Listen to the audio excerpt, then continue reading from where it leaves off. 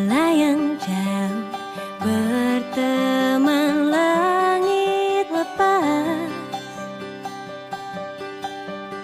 Terkadang kita lupa, dunia ini tak akan selamanya menunggu kita menaklukkan ragu. Beranikan diri, kan ku kejar mimpi, kan ku terbang tinggi. Tak ada kata tidak, ku pasti bisa. Kan ku coba lagi, ditemani pagi. Tak ada yang tak mungkin, ku pasti bisa. Bisa.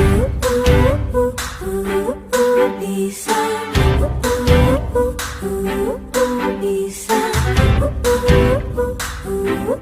Bisa. Terkadang kita lupa, dunia ini tak akan selamanya menunggu kita menaklukkan ragu.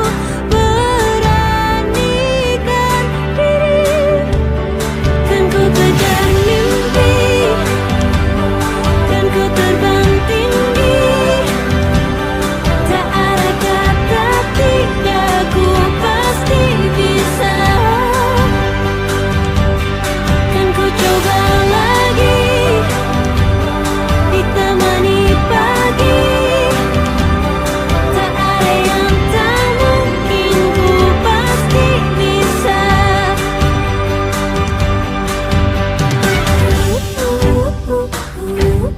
Bisa.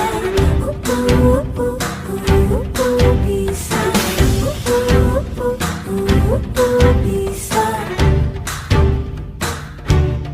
Kan ku kejar mimpi, kan ku terbang tinggi. Sistem pendidikan kita, ini kan Bapak Ibu sebagai narasumber berbagi praktik baik, otomatis kan harus menumbuhkan jiwa berkolaborasi, semangat berbagi, itu ya Bapak Ibu ya. Nggak nyaman ya. Dan juga nih Bapak Ibu, semangat belajarnya. Jangan sampai Bapak Ibu merasa kuat sudah menjadi NSBPB. Nah, jangan sampai nanti udah menjadi NSBPB nggak perlu belajar lagi. Saya kalau udah dapat semua. Nah, jadi Bapak Ibu semangat belajar itu harus tetap ditanamkan. Belajar dari siapapun, dari manapun, dan dengan cara apapun. Itu ya Bapak Ibu ya. Mau daring, mau luring, intinya tetap belajar. Jika Bapak Ibu membutuhkan itu gitu ya. Selanjutnya ini Bapak Ibu ada pertanyaan. Menurut Bapak Ibu, jika semangat belajar, berbagi, dan berkolaborasi tumbuh dalam ekosistem pendidikan kita, karakter seperti apa yang akan terbentuk dalam sosok seorang pendidik? Nih Bapak Ibu sebagai NSBPB, memang betul-betul tertanam jiwa berbagi, belajarnya, kolaborasinya. Kira-kira karakter seperti apa yang akan tumbuh di Bapak Ibu semuanya? Gotong royong. Oke, gotong royong itu bisa salah satu trik Ibu ya, dimanfaatkan komunitas dalam sekolahnya. Kalau seandainya betul-betul berat, oh ternyata satu lagi nih, karena sekolah penggerak angkatan 1 diferensiasi kan saya udah paham, sudah saya lakukan, tapi untuk membuka kembali di PMM ini berat ya Bu ya. Nah Bapak Ibu yakin dan percayalah, kalau yang namanya itu sebuah prosedur, Bapak Ibu harus lakukan. Kalau Bapak Ibu nggak lakukan, memang mungkin sudah bagus pemahamannya, sudah diimplementasikan, tapi tidak dibuka, Bapak Ibu akan tersandung di akses PMM-nya. Itu akan terdata, makanya Bapak Ibu dapat teruskan dulu ya. Kalau sekarang saya udah malas share-nya Bapak Ibu, udah malas, udah capek gitu ya. Dulu saya serajin kali share-nya sekali seminggu. Oh di SMA 1 Telatangkap memang jumlah gurunya sekian, yang sudah login sekian. yang sudah lolos aksi nyata sekian, yang belum lolos postes sekian, itu terlihat semuanya. Nah, jadi karena itu sebuah prosedur yang harus dilalui, berarti Bapak Ibu mau tidak mau, ikhlas nggak ikhlas, rela nggak rela harus buka. Karena nanti akan mempunyai catatan nanti untuk SMA 1 Telatang Kamang. Nanti itu akan terdata juga sampai ke pusat akses PMM-nya belum ada. Padahal kita tidak hanya butuh akses Bapak Ibu, ya yang penting kan pemahaman sebenarnya. Ketika kita udah paham nggak penting itu gitu kan. Nah, tapi ternyata pemerintah itu membebankan ke sana dan jadi disatukan. Itulah yang akan menjadi latar belakang kenapa Bapak Ibu mengambil itu sebagai baik gitu ya. Ini adalah latar belakangnya, isinya tentang situasi dan tantangan.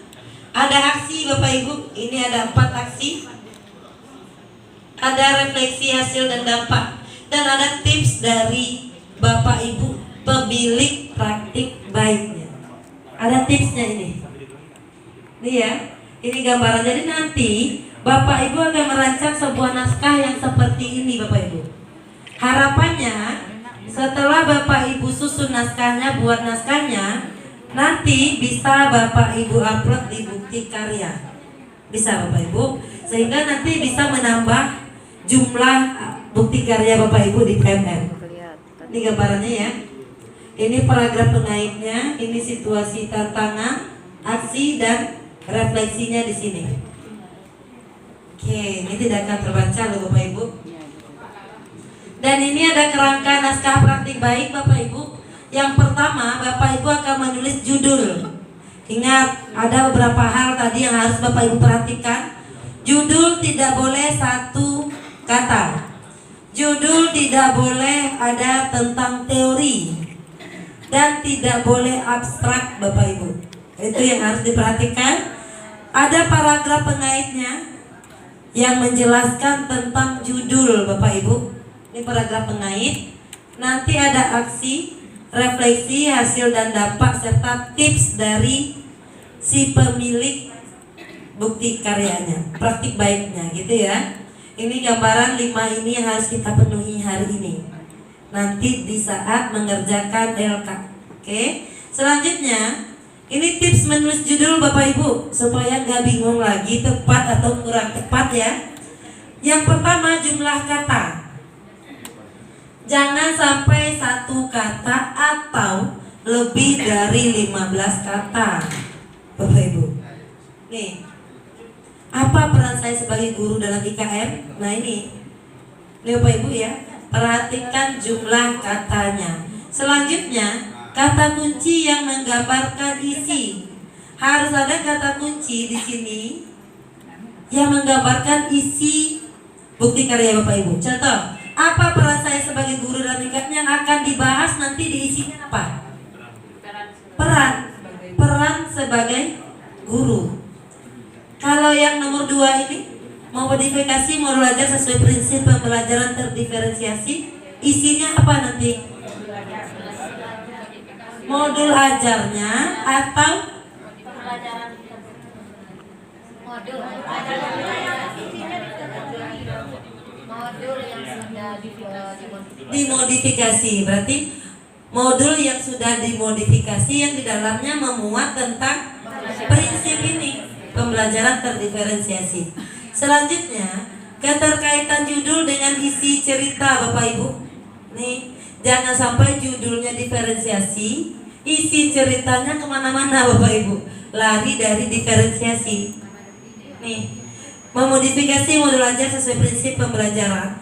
Padahal isi tulisan membahas tentang mengenai pentingnya ice breaking ternyata ya, agar pembelajaran tidak membosankan.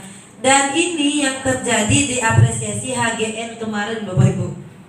Ketika saya jadi juri, Bapak Ibu guru itu membuat tentang botol minuman. Contoh Bapak Ibu ya, harusnya yang dijelaskan di dalam video atau naskah itu harusnya tentang botol minuman ini kan Bapak Ibu. Bagaimana membuatnya, kenapa harus dibuat botol minum, gitu kan. Tapi rata-rata yang dibahasnya tentang pembuatan botol minum, yang dijelaskan di video itu, yang di shoot itu bagaimana anak menggunakan botol minum di kelas. mulai dari kegiatan pembuka, nanti doa bersama, ice breaking, udah nggak jelas lagi kemana larinya. Gitu. Jadi ketika Bapak Ibu bahas botol minum, betul-betul botol minum itu yang dieksplor Bapak Ibu, dijelaskan di dalam karya Bapak Ibu, bukan larinya kemana-mana. Rata-rata kemarin itu banyak di situ Bapak Ibu gagalnya. Itu kebanyakan yang gagalnya kemarin di HGN. Dan ada lagi satu lagi, bagus ceritanya tentang mahkota berdongeng. Keren sebenarnya, inovatif. Karena beliau ini ngambil kategori inovatif. Lolos administrasi, lolos semuanya. Ketika wawancara, juri minta, Bu silakan praktekkan berdongeng seperti apa. Berdongeng lah si ibu ini kan, prolog. Pada suatu hari, bla bla bla bla, biasa lah kayak Upin-Ipin gitu ya. Habis itu, ibu mengatakan ini. Ibu ini berkata, nah, tapi saat suara ibu, suara ayah, suara anak sama semuanya. Mau marah, mau senang, mau bahagia, semuanya sama, datar aja gitu ya Bapak Ibu ya. Jadi mau bagaimana mendampingi gurunya aja pun nggak paham teknik berdongeng. Itu teknik dasar loh Bapak Ibu, berdongeng.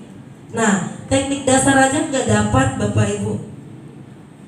Makanya untuk kedepannya, tahun depan Bapak Ibu kalau ikut lagi untuk apresiasi GN, nah silakan kuasai betul apa yang menjadi karya Bapak Ibu.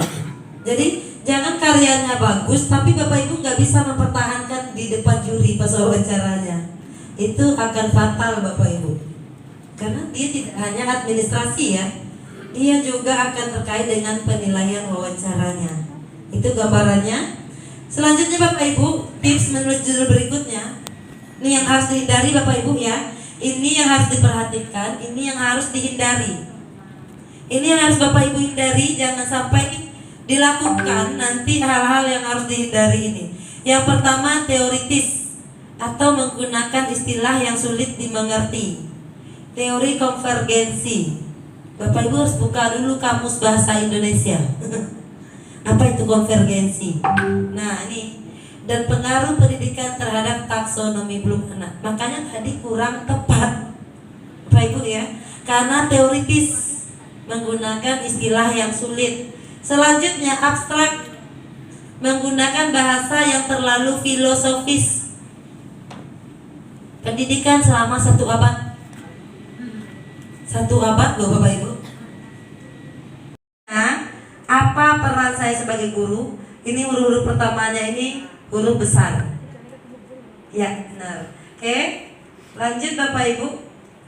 Termasuk unsur bentuk ulang utuh. Contoh undang-undang, sayur mayur misalnya ya. Selanjutnya di dalam judul buku, karangan, artikel dan makalah serta nama media massa, kecuali kata tugas yang tidak terletak pada posisi awal. Nih, ini Bapak Ibu, huruf besar di huruf pertama setiap kata. Yang kedua, kapitalisasikan kedua kata ulang sempurna dan hanya kata pertama pada kata ulang tidak sempurna. Sayur mayur tadi, sayurnya S-nya besar, mayurnya M-nya kecil. Tapi kalau undang-undang hurufnya besar semuanya. Apalagi contohnya kata ulang utuh. Jalan-jalan. Lau pau itu berarti ini Bapak Ibu ya, L-nya saja yang besar karena tidak sempurna. Nih Bapak Ibu, ini yang perlu diperhatikan. Menggunakan huruf kecil untuk kata tugas yang tidak terletak pada posisi awal, di awal kalimat ya. Nah, preposisi kata depan, kata hubung, kata seru, kata sandang, partikel penegasnya pun, per gitu ya. Ini Bapak Ibu, dong, si, sang. Ini nggak perlu dikasih huruf besar di awalnya. Si jago merah misalnya, permainan si jago merah. Nah, si-nya itu huruf kecil Bapak Ibu, jangan dibesarkan huruf S-nya. Ini Bapak Ibu ya gambarannya. Nah, untuk membaca lebih lengkap contoh dapat mengacu pada ini bisa diklik Bapak Ibu. Nanti besok saya akan bagikan materi ini. Ini bisa Bapak Ibu klik langsung, dia akan diarahkan langsung ke sheetnya ya. Oke Bapak Ibu, selanjutnya paragraf pengait. Nah ini nih yang sebelum latar belakang ya Bapak Ibu. Ini paragraf awal berisi ide utama dari cerita praktik yang Bapak Ibu tulis. Paragraf ini berfungsi sebagai pembuka yang bertujuan menarik perhatian, mengundang rasa ingin tahu, dan ditulis tidak lebih dari 150 karakter. Ini gambarannya. Mengundang rasa ingin tahu, menarik perhatian. Berarti ini bisa berupa pernyataan, bisa berupa pertanyaan, Bapak Ibu. Oke. Selanjutnya ini beberapa ide untuk menulis paragraf pengait. Dimulai dengan pertanyaan. Tadi saya sudah contohkan juga Bapak Ibu ya di awal. Pernahkah Ibu dan Bapak Guru merasakan kesulitan untuk menertibkan kelas walaupun sudah dibuat peraturan? Ini bentuk yang dimulai dengan pertanyaan Bapak Ibu. Jadi boleh pakai pertanyaan atau dimulai dengan berita atau kejadian. Kemarin saya mendapati murid mengantuk dan tidak fokus saat jam pelajaran. Ini paragraf pengaitnya. Selanjutnya dimulai dengan kutipan yang relevan. Dengan adanya budi pekerti, tiap manusia berdiri sebagai manusia merdeka. Kutipan dari Ki Hajar Dewantara. Boleh menggunakan kutipan. Oh, menggunakan kutipan Khalil Gibran. Boleh, silakan Bapak Ibu. Kalau itu sesuai ya. Selanjutnya dimulai dengan fakta atau statistik. Jadi ada data faktanya. 66%. Nah ini ya. Siswa mengaku tidak nyaman belajar. Tapi datanya bisa dipertanggungjawabkan, bukan data asal-asalan. Itu gambarannya. Selanjutnya, nanti Bapak Ibu boleh memilih mau pakai yang ide yang bagaimana, pertanyaan kah, berita kah, kutipan yang relevan atau fakta. Silakan Bapak Ibu pilih sesuai kebutuhan. Oke. Tips menulis paragraf pengait. Yang pertama, buat isi paragraf yang berkaitan langsung dengan topik pembahasan. Gunakan kalimat yang memikat dan tidak membosankan. Dan gunakan kata yang tidak terduga. Kata-kata yang tidak terduga ini seperti apa nih menurut Bapak Ibu nih? Udah mulai menerawang di semuanya. Seperti apa kata disebut ke dalam aktivitas sehari-hari di sekolah? Ini ada penggiringan opini Bapak Ibu. Kelihatannya itu bukan by fakta Bapak Ibu ya. Ini sekedar asumsi. Asumsi. Kelihatannya siswa saya begini-begini. Itu kan asumsi, gitu ya. Selanjutnya bisa juga perasaan ibu bapak guru mengenai situasi tersebut. Ini kalau bawa perasaan agak berat ya. Perasaan bapak ibu guru, saya merasa mungkin murid akan lebih tergerak dan bersemangat untuk menjalankan keyakinan daripada mengikuti serangkaian aturan. Nah ini melibatkan perasaan bapak ibu. Menurut perasaan bapak ibu beda dengan opini bapak ibu ya. Opini itu berupa asumsi Bapak Ibu. Asumsi Bapak Ibu. Tapi kalau perasaan ini betul-betul itu yang Bapak Ibu rasakan. Oh mungkin begini nih, mungkin begini ya. Kadang mungkin-mungkinnya ini masuk nih Bapak Ibu. Oke. Tips menulis situasi tantangan. Yang pertama, mengingat apa yang Bapak Ibu rasakan ketika sebuah tantangan terjadi dapat membantu Ibu Bapak menuliskan situasi dengan lebih baik. Bapak Ibu ingat-ingat dalam pembelajaran berdiferensiasi itu apa yang menjadi tantangan Bapak Ibu. Gitu. Nih. Ini Bapak Ibu ya. Situasinya seperti apa? Selanjutnya jadikan bagian situasi atau tantangan sebagai perpanjangan atau elaborasi paragraf pengait yang memuat ide utama tulisan. Tadi paragraf pengait itu kan bisa berupa berita atau kejadian nih Bapak Ibu. Dan ini bisa juga Bapak Ibu kaitkan ke situasi, nanti elaborasikan. Tapi lebih rinci Bapak Ibu ya. Lebih rinci dan lebih detail pastinya. Selanjutnya, jadikan bagian situasi atau tantangan sebagai pengantar ke aksi yang Ibu Bapak lakukan. Kan setelah situasi tantangan Bapak Ibu akan langsung ke aksi. Dan itu bisa menjadi pengantar Bapak Ibu untuk masuk ke aksi juga. Jadi bisa terkaitkan dielaborasikan dengan paragraf pengait, bisa juga dikaitkan dengan pengantar ke aksi. Bapak Ibu bisa ke atas, bisa ke bawah. Itu gambarannya. Selanjutnya, tulis kalimat deskriptif yang membantu pembaca mendapat gambaran besar tentang isi cerita praktik Bapak Ibu. Deskriptif berarti dinarasikan, dideskripsikan Bapak Ibu, diuraikan, dirincikan. Ini gambarannya untuk situasi atau tantangan. Oke, selanjutnya lagi ini Bapak Ibu masuk ke aksi ya. Aksi ini jantung dari cerita praktik baik Bapak Ibu, karena disitulah letak praktik baiknya itu Bapak Ibu, di aksi, di tindakan yang akan Bapak Ibu lakukan. Di sini menjelaskan langkah-langkah yang Ibu Bapak Guru lakukan untuk menyelesaikan situasi yang sudah Bapak Ibu jelaskan sebelumnya. Situasinya seperti ini aksi yang akan dilakukan untuk menyelesaikan situasi yang sebelumnya. Selanjutnya, bagian ini menjelaskan langkah yang Ibu Bapak lakukan menyelesaikan latar belakang yang dihadapi. Tuliskan minimal 3 langkah. Minimal 3. Kalau di HGN minimal berapa? 6. Di sini minimal 3 Bapak Ibu.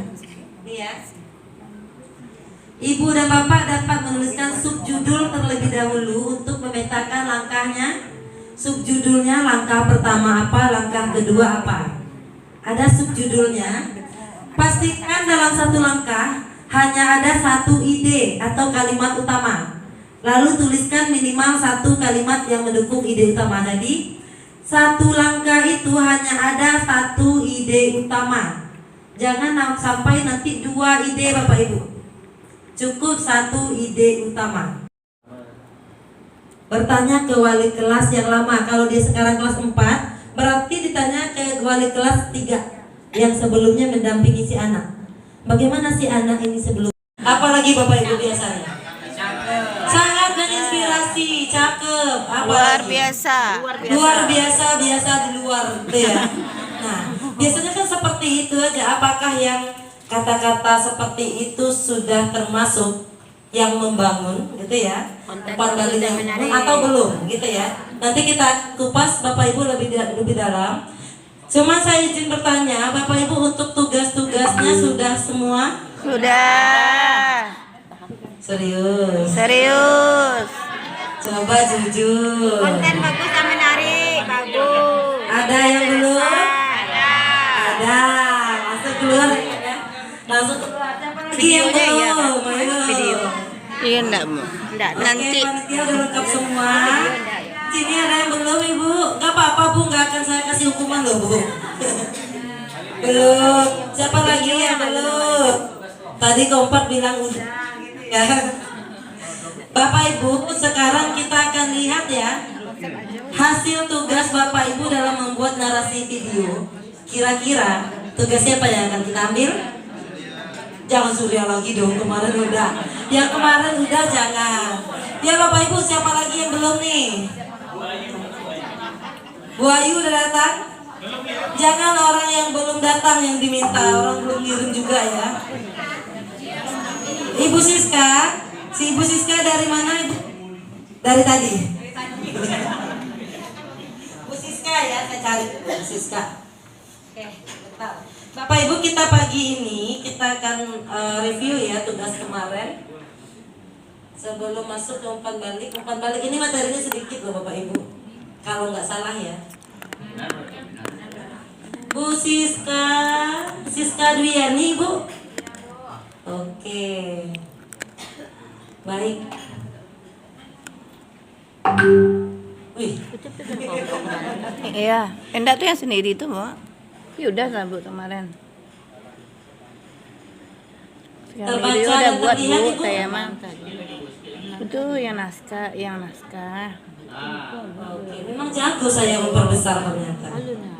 Kelihatannya Bapak Ibu. udah. Pernah kan Bapak Ibu melakukan? Ya. Sudah. Rata-rata Bapak Ibu mendapatkan umpan balik seperti apa? Baik. Mantap, bagus. Ada nggak sih yang memberikan umpan balik nih? Jadi saya pernah waktu itu ngajar di si Junjung. Pupit, Kami, oh si Junjung. Jadi kami itu memberikan umpan balik itu tidak menunggu orang udah bupet. Terus bahasa Arabnya kami minta email orang, nggak boleh orang umpan balik tuh. Ada yang seperti itu ternyata. Dikumpulkan email orang, dibuat sendiri. Tutupnya nanti yang akan diberikan umpan baliknya. Nanti Bapak Ibu akan respon kembali umpan balik yang diberikan. Oke. Selanjutnya tujuan dan manfaat memberikan umpan balik yang pertama untuk memotivasi Bapak Ibu untuk meningkatkan karyanya, kompetensinya, gitu ya. Oh ternyata satu baru saya upload video saya, umpan baliknya semua. Otomatis akan memicu ibu untuk semangat kan Bapak Ibu ya, untuk menambah karya-karya selanjutnya. Ini untuk memotivasi, koreksi juga Bapak Ibu, memberikan masukan dan saran mungkin ya dalam pencapaian tujuan. Seperti yang saya sampaikan tadi itu, jangan hanya good, excellent, bagus, keren, mantap, luar biasa gitu ya. Tapi ada umpan balik, saran yang diberikan, masukan yang diberikan. Kalaupun bagus, bagusnya di mana? Itu kan Bapak Ibu, jangan cuma bagus saja. Iya. Selanjutnya adanya informasi Bapak Ibu, tujuan dan manfaatnya sebagai informasi, memberikan informasi tentang alternatif strategi yang tepat dalam memahami konteks. Dan juga untuk konfirmasi keaslian karya Bapak Ibu. Bisa jadi nanti Bapak Ibu plagiat, ternyata si pemilik karya itu yang komen gitu kan Bapak Ibu. Wah ini kan karya saya Bu, kenapa Ibu ambil? Jadi ini sebagai konfirmasi. Oke, selanjutnya jenis umpan balik itu bisa umpan baliknya langsung, bisa juga tidak langsung. Bedanya apa? Nih, kalau umpan balik langsung itu komunikasi secara real time ketika kegiatan sedang terjadi. Ini Bapak Ibu ya. Contoh Bapak Ibu sedang berbagi nih, langsung diberikan umpan balik oleh si pesertanya. Wah Bu, kayak tadi tuh Bapak Ibu ya, saya tertarik dengan item search ini Bu. Walaupun sebenarnya videonya belum tayang gitu ya, belum launching. Saya tertarik, baru mendengar aja udah tertarik gitu. Selanjutnya yang tidak langsung, komunikasi dilakukan ketika kegiatan telah terjadi, kurun waktu tertentu, umumnya digunakan melalui media. Contoh umpan balik yang di PMM itu. Berarti yang di PMM itu umpan baliknya tidak langsung. Sudah Bapak Ibu share, mereka tonton, baru diberikan umpan balik di situ. Kalau yang langsung akan Bapak Ibu jumpai ketika Bapak Ibu berbagi praktik baik secara langsung. Oke. Selanjutnya, ini umpan balik bukti karya di PMM. Bapak Ibu boleh dong Bu bercerita siapa yang akan bercerita tentang kisah kasih umpan baliknya di PMM? Ya Bapak Ibu selamat. Tadi memang berpengaruh luar biasa dari sisi ini. Demikian Ibu, terima kasih. Assalamualaikum warahmatullahi wabarakatuh. Oke, waalaikumsalam warahmatullahi wabarakatuh. Terima kasih Bu Yosa. Jadi benar Bapak Ibu ya, untuk umpan balik ini bahkan di tempat-tempat lain, provinsi lain, ada yang memang sudah melakukan pelatihan khusus umpan balik Bapak Ibu. Bagaimana leader of feedback Bapak Ibu ya? Umpan balik yang membangun itu seperti apa? Apakah Bapak akan berangkat dari mengapresiasi langsung? Nah itu ada tangga umpan baliknya Bapak Ibu. Itu ada tangga umpan baliknya, ada klarifikasi, apalagi gitu ya. Nanti ada saran sampai nanti ke pujiannya atau rewardnya Bapak Ibu. Jadi nggak langsung bagus, keren gitu. Tidak langsung ujung-ujung ke sana. Jadi memang ada tangga umpan balik yang harus diperhatikan Bapak Ibu dalam memberikan umpan balik itu. Dan pastinya Bapak Ibu ketika mengomentari karya orang jangan berangkat dari yang negatif Bapak Ibu. Itu yang selama ini terjadi. Saya rasa ini kurang tepat ini Bu, langsung begitu. Karya Ibu sudah bagus, tapi nah ini nih yang lucu. Nggak boleh pakai Betul-betul ada cara dan tekniknya Bapak Ibu dalam memberikan umpan balik. Nah, kan kalau kita guru ya, kalau guru PAUD tuh Bapak Ibu sering gini. Ketika siswa diminta untuk membuat menggambar bebas, karya apa yang lo buat ke badan kusui saja. Nah, itu yang cenderung Bapak Ibu lakukan di satuan. Kata langsung dikomentari, gambarnya ke gunung dua matahari di tengah-tengah gitu.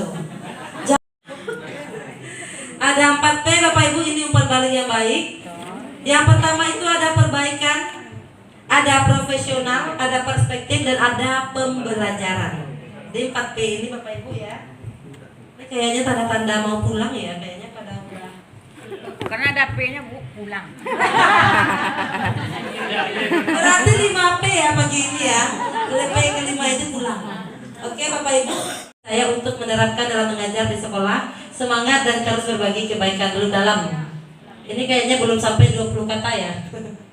Oke, selanjutnya karya Pratibha yang ditampilkan membantu saya dalam memecahkan masalah dan sampai pada solusi untuk perbaikan dan peningkatan proses pembelajaran di sekolah atau di kelas.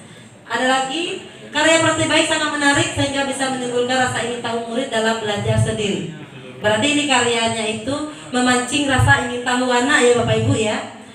Karya Pratibha yang disajikan sangat baik dan dapat mendorong peserta didik belajar diskusi di dalam kelas untuk menciptakan suasana kelas lebih bersemangat belajarnya. Ini terkait sesuai dengan praktik baik apa yang ditonton, gitu ya. Kalau ini berarti tentang diskusi Bapak Ibu. Oke. Selanjutnya, karyanya menarik tapi sepertinya, nah ini Bapak Ibu, menarik ada tapinya. Sepertinya sudah pernah dibuat oleh orang lain. Ini yang plagiat tadi Bapak Ibu. Bapak Ibu bisa mendapatkan informasi. Tadi kan itu manfaatnya kan Bapak Ibu ya, mendapatkan informasi bahwa punya Bapak Ibu ini plagiat atau enggak. Nih, sepertinya sudah pernah dibuat oleh orang lain. Mungkin bisa dilampirkan sumbernya sebagai inspirasi supaya Bapak Ibu nggak dituduh plagiat. Boleh nggak Bapak Ibu seperti ini? Tapinya nggak boleh ya, tapinya. Oke, berarti ini tugas Bapak Ibu memikirkan kata tapi diganti dengan apa. Sebaiknya boleh nggak? Nah, sebaiknya